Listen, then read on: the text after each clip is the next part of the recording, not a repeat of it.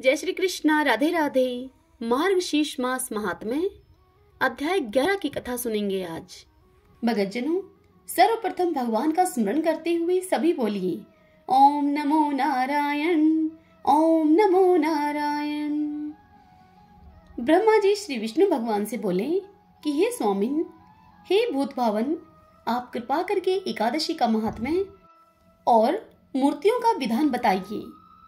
तब श्री विष्णु भगवान ब्रह्मा जी से बोले, हे द्विज शार्दुल, सुनिए, मैं पापनाशनी की कथा को कहूंगा, जिस कथा को सुनकर ब्रह्माबद आदि समस्त पाप नष्ट हो जाता है। कांपिल्य नगर में वीरबाहु नामक एक राजा हुआ था। वह राजा सत्यवादी, जीत क्रोधी, ब्रह्मावेता और मेरी सेवा में सदैव तत्पर रहने वाला था। उत्तम भाव वाला, दयाशील, रूपवान, बलवान तथा भगवत भक्तों का वह भगत था। वह मेरी कथा में सदा प्रेम रखने वाला था तथा कथा में लीन रहने वाला, सदा जागरण करने वाला, दाता, विद्वान, क्षमाशील, विक्रमों और जितेंद्रिय, विजयशील, रणशील तथा वृद्धि करके कुबेर के समान पुत्रवान, बहुत पशुओं का पालन करने वाला और अपनी स्त्री में रत रहने वाला था। हे सुत, उस वीरबाहु राजा की कांतिमती नाम की स्त्री, जो कि रूप में अद्वितीय, पतिव्रता, महासाध्वी और मेरी भक्ति में सदा रत रहा करती थी, उस स्त्री के साथ विशाल नेत्र वाला युवा राजा उस पृथ्वी का पालन करता था। हे महाबाहो, केवल मुझको छोड़कर दूसरे देवता को वह नहीं जानता था। हे पुत्र, एक दिन उस महात्मा वीरबाहु राजा के घर महामुनि भारद्वाज आए। उनको आया हुआ देखकर राजा ने उनका स्वागत किया और उस समय विधिवत अर्घ देकर स्वयं राजा ने आसन बिछाकर मुनि को बैठाया और परम भक्ति से प्रणाम करके मुनि श्रेष्ठ के सामने स्वयं भी बैठ गए। राजा वीरबाहु ने भारद्वाज जी से कहा कि हे विपर्षे, आज मेरा जन्म सफल हुआ और मेरा दिन भी सफल हुआ तथा आज मेरे राज्य का होना सफल हुआ और आज मेरा घर भी सफल हुआ। हे विप्ररषे, परमात्मा जनार्दन मुझ पर प्रसन्न हैं, जो कि आज योगी श्रेष्ठ आप मेरे घर पधारे। आज के पावन दिन मुझ पर आपकी दृष्टि पड़ने से कोटि पाप से मैं मुक्त हो गया। राज्य, लक्ष्मी, हाथी, घोड़ा, ये सब मैंने आपके लिए अर्पण किया है। हे मुनि श्रेष्ठ, आप वैष्णव हैं।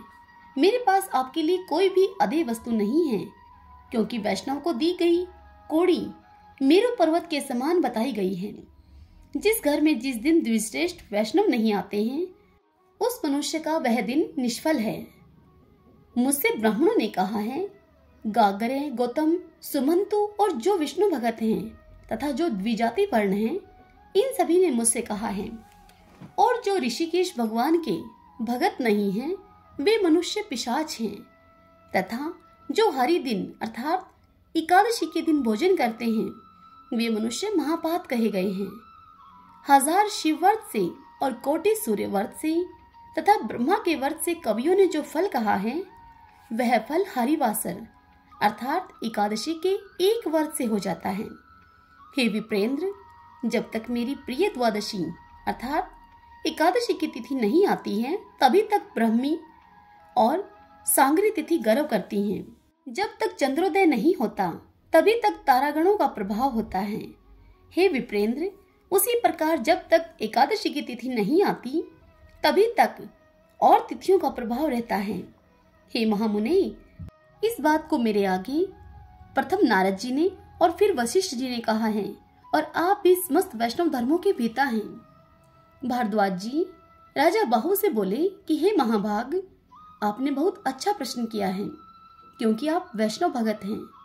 हे भूमिप, वह प्रजा धन्य है और वह पृथ्वी धन्य है, जिसकी रक्षा आप करते हैं। हे राजन, जिस राष्ट्र का राजा वैष्णव न होवे, उस राष्ट्र में नहीं रहना चाहिए। वन में और रथ में जाकर वास करना अच्छा है, किंतु अवैष्णव राजा के राज्य में रहना अच्छा नहीं है। जहाँ पर भगवत भगत राजा पृथ्वी का पालन करता है, उस राष्ट्र को पाप रहित और वैकुंठ मानना चाहिए। जैसे नेत्रहीन देह, पतिहीन स्त्रियां, दशमी युक्त द्वादशी व्यर्थ कही जाती है, वैसे ही वैष्णव रहित राष्ट्र व्यर्थ है। हे महिपाल, जैसे माता पिता का पालन पोषण न करने वाला पुत्र दशमी युक्त द्वादशी अर्थात एकादशी व्यर्थ है, वैसे ही वैष्णव राजा से रहित राष्ट्र व्यर्थ हैं। जैसे तान रहित राजा, रस विक्रय करने वाला ब्राह्मण, दशमी विद्या एकादशी व्यर्थ कही गई है। जैसे वैष्णव रहित राष्ट्र व्यर्थ हैं। जैसे तांतहीन हाथी, पक्षहीन पक्षी, दशमी विधवा एकादशी व्यर्थ है, वैसे ही वैष्णवहीन राष्ट्र व्यर्थ होता है। जैसे दान के लिए वेद को पढ़ना, धन के लिए पुण्य करना, दशमी युक्त द्वादशी अर्थात एकादशी दूषित होती है, वैसे ही बिना वैष्णव राजा के राष्ट्र दोषी होता है। जैसे कुशा रहित संध्या, दक्षिणा रहित श्राद्ध, दशमी युक्त द्वादशी अर्थात दशमी युक्त एकादशी व्यर्थ हैं, वैसे ही बिना वैष्णव राजा के राष्ट्र व्यर्थ हैं।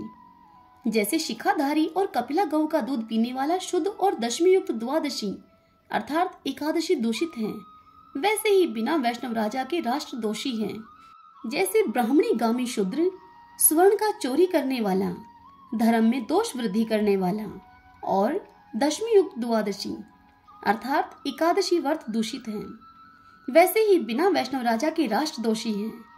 हे नरोत्तम, जैसे हरि वृक्ष, सूर्य वृक्ष आदि का छेदन करना दशमी युक्त द्वादशी दोष मुक्त है, वैसे बिना वैष्णव का राष्ट्र दोष युक्त होता है। जैसे मंत्र रहित आहुति, मृता अवस्था में अर्थात मृत बछड़ा वाली गौ का दूध, दशमी युक्त द्वादशी अर्थात एकादशी का व्रत करना दोषपूर्ण कहा गया है, वैसे ही बिना वैष्णव राजा का राष्ट्र दोष युक्त होता है। जैसे केशों को धारण करने वाली विधवा स्त्री, स्नान रहित व्रत, दशमी युक्त द्वादशी नष्ट कही गई है, वैसे ही बिना वैष्णव राजा के राष्ट्र नष्ट हैं। जो मनुष्य मधुसूदन भगवान का भक्त है, उसी को श्रेष्ठ लोग राजा कहते हैं और उसका राष्ट्र नित्य बढ़ता रहता है, स्वयं प्रजाओं के साथ सुखी रहता है वह। हे राजन, आज मुझको आपने देखा, इसीलिए मेरी दृष्टि सफल हो गई और आज मेरी वाणी आपके साथ भाषण करने में सफल हो गई। जहाँ वैष्णव लोगों का रहना सुनाई देवे, वहाँ दूर रहने पर भी अवश्य जाना चाहिए, क्योंकि उन वैष्णवों के दर्शन से तीर्थ स्नान करने का पुण्य होता है। हे राजन, आज मैंने विष्णु भक्ति में रत पवित्र सदाचारी आपको देखा। हे नराधिप, आपका कल्याण होवे, आप सुखी होकर रहें। इसी समय रागी कांतिमती ने समस्त योगियों में श्रेष्ठ भारद्वाज मुनि श्रेष्ठ को नमस्कार किया। भारद्वाज मुनि ने रानी को आशीर्वाद दिया कि हे वराहरो, तू अबद्धव्य हो अर्थात सौभाग्यवती हो तथा शुभे केशव भगवान में तुम्हारी सदा निश्चल भक्ति हो। इसके बाद राजा वीरबाहु ने मेघ शब्द के समान गंभीर वचनों से भारद्वाज मुनि को प्रसन्न करते हुए इस प्रकार उनसे कहा। राजा ने ऋषि से कहा, हे मुनि श्रेष्ठ, यदि मुझ पर आपकी कृपा है तो विपुल लक्ष्मी होने के कारण पूर्व जन्म में मैंने क्या किया, यह सब आप कहिए, और यह शत्रु रहित राज्य कैसे मिला तथा गुणवान श्रेष्ठ पुत्र मुझे कैसे हुआ और सुंदर मनोहर प्रिय स्त्री मुझे कैसे मिली, जो कि स्त्री मुझ में चित लगाने वाली और मुझ में प्राण रखने वाली तथा जनार्दन भगवान का ध्यान करने वाली है। हे मुने, मैं कौन हूँ और यह मेरी स्त्री कैसे हुई तथा मैंने कौन सा धर्म किया। हे मुने, इस शोभानांगी मेरी स्त्री ने क्या किया है, और यह भी बताइए कि किस पुण्य से इस मनुष्य लोक में अत्यंत ही दुर्लभ लक्ष्मी मुझको मिली है और समस्त देशों के राजा लोग मेरे वश में हैं। हे मुने, पराक्रम और शरीर की आरोग्यता कभी नष्ट न होने वाली है। मेरा विपुल तेज कोई नहीं सह सकता और मेरी स्त्री दोष रहित है, यह मैं प्रतिज्ञा करके कह सकता हूँ। हे विप्र, मैंने भी पूर्व जन्म में किस पुण्य कर्म को किया है। इस तरह वीरबाहु राजा ने अपने पूर्व जन्म के कर्म को भारद्वाज मुनि से जानना चाहा और उनसे पूछा, और अपनी स्त्री के पूर्व जन्म के कर्म को पूछा तथा संपत्ति होने का कारण पूछा। भारद्वाज मुनि ने योग बल से चिरकाल तक मन में ध्यान के द्वारा निश्चय किया और फिर राजा से बोले, हे नरपति, मुझे आपके पूर्व जन्म का कर्म मालूम हो गया और आपकी स्त्री का भी पूर्व जन्मार्जित कर्म मालूम हो गया। हे राजऋषि, मैं कहता हूँ, उसे आप सुनिए। भारद्वाज मुनि राजा से बोले कि हे भूपाल, जिसका यह समस्त कर्म का फल है उसको आप सुनिए। पूर्व जन्म में आप शूद्र जाति में जन्म लेकर जीव हिंसा में रत थे। नास्तिक, दुष्ट चरित्र, परस्त्रीगामी, कर्तघ्न, उद्धत, सदाचार से रहित थे आप। और आपकी यह स्त्री पूर्व जन्म में भी विशाल नेत्र वाली थी और आपके अलावा इसका मन वचन कर्म से दूसरा प्रिय नहीं था। यह महाभागा पतिव्रता निरंतर आपकी सेवा करती थी और आपके विषय में कभी भी इसने दुष्ट भाव नहीं रखा। इस तरह समय व्यतीत होने पर जब आप पाप कर्म में लीन होने के कारण मित्रों से, बंधुओं से त्याग कर दिए गए और आपके पूर्वजों का संचित धन भी नष्ट हो गया, तब हे जगतपति, इस तरह धन नष्ट हो जाने पर तुमने धान्य आदि फलों की इच्छा की और खेती की, परंतु पूर्व जन्म के कर्म फल से कृषि भी निष्फल हो गई। तदंतर धन नष्ट हो जाने पर, बांधवों से व्यक्त होने पर अत्यंत क्षीण अवस्था में होकर भी इस पतिव्रता स्त्री ने आपका साथ नहीं छोड़ा। तब उस समय तुम समस्त कर्मों से गिरकर निर्जन वन में चले गए और वहां जाकर अनेक जीवों का वध करके आत्मरक्षा करने लगी। हे निरप, आपका इस तरह स्त्री के साथ पाप वर्ती में रहकर इस पृथ्वी पर बहुत वर्ष बीत गए। हे राजन, किसी दूसरे दिन मार्ग बोलकर देव शर्मा ब्राह्मण श्रेष्ठ वहां पर आए। दिशा विदिशा को वे नहीं जानते थे। हे महीपते, क्षुधा तृष्णा से अत्यंत पीड़ित होकर मध्याह्न के समय मार्ग में चलते हुए ब्राह्मण उस वन के मध्य भाग में गिर गए। हे भूप, उस दुख से पीड़ित वृद्ध ब्राह्मण को देखकर आपको उस पर दया आई और अज्ञातवश उसका हाथ पकड़ लिया आपने। हे नृप, पृथ्वी पर गिरे हुए ब्राह्मण को उठाकर आपने उससे कहा कि हे विप्रर्षे, कृपा करके आप मेरे आश्रम में आए। यह मेरा आश्रम मनोहर फल, पुष्प और वृक्षों से युक्त है और कमलिनी खंड से शोभित तथा जल से पूर्ण तालाब है यहाँ। हे विप्र, आप यह सुशीतल जल को पिए। आप मेरी सुरक्षा में रहकर निश्चिंत होकर आराम से विश्राम करें। हे विप्रेंद्र, तृप्ति पर्यंत मेरे आश्रम में आप वास करें। हे द्विजश्रेष्ठ, आप उठिए, आप मुझ पर कृपा करने योग्य हैं। इस प्रकार उन ऋषि ने प्रसन्न होने पर शूद्र के इस वचन को सुना। फिर शूद्र का हाथ पकड़कर जलाशय के पास ब्राह्मण देव गए। हे महाबाहो, उस तालाब के तट के भाग में जाकर छाया में वह बैठ गए और विधिवत स्नान किया तथा केशव भगवान का पूजन किया और पितृदेवता का तर्पण करके सुंदर शीतल जलपान किया। उस वृक्ष के मूल भाग में बैठकर देवशर्मा ब्राह्मण ने विश्राम किया। इसके पश्चात स्त्री के साथ उस शूद्र ने परम भक्ति से मुनि को साष्टांग प्रणाम किया और मुनि के पास बैठकर उस शूद्र ने कहा कि हे विप्रर्षे, हम दोनों स्त्री पुरुष के उद्धार के निमित्त अतिथि रूप से आपका आगमन हुआ है। हे विप्रर्षे, आपके दर्शन से मेरे पापों का नाश हो गया है।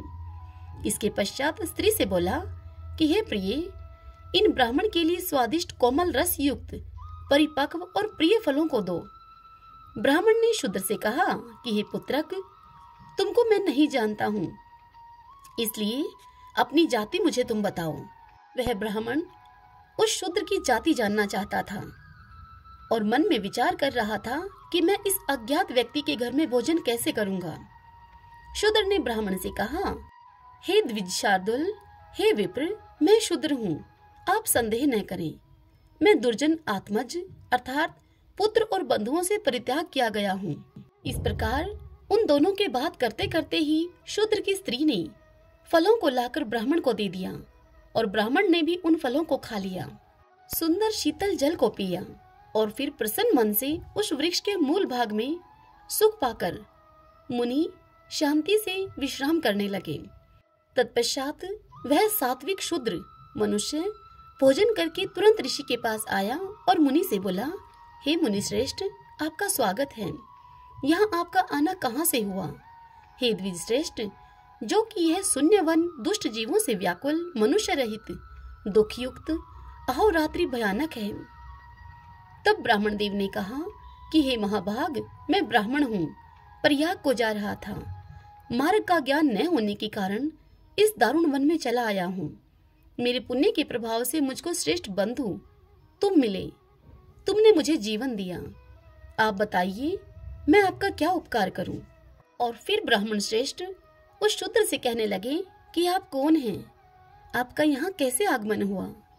आपके यहाँ आने का क्या कारण है? यह सब आप मुझसे कहिए।